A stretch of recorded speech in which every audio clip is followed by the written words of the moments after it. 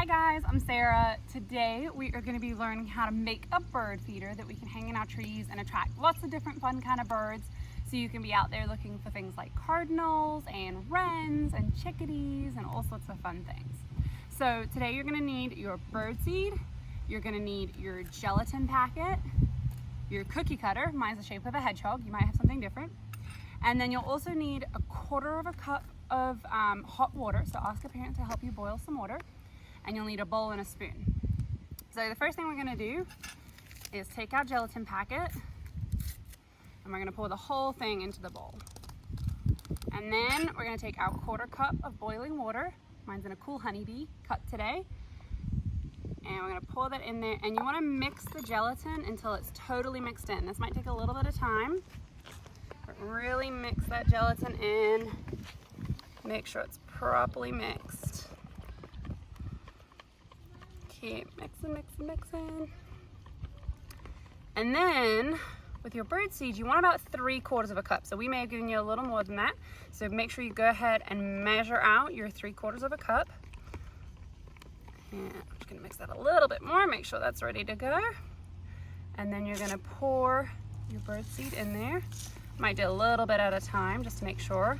But at the end, there really shouldn't be any liquid or water parts left. Went a little more, that was a lot. And this bird seed's a nice blend of different seeds, and you want to help attract a lot of cool different birds by using different seeds.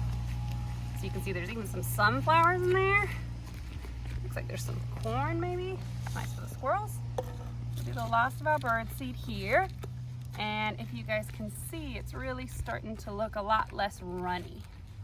But the bird seed is starting to stick together. Now it won't stick together totally, but you'll see it's a little easier.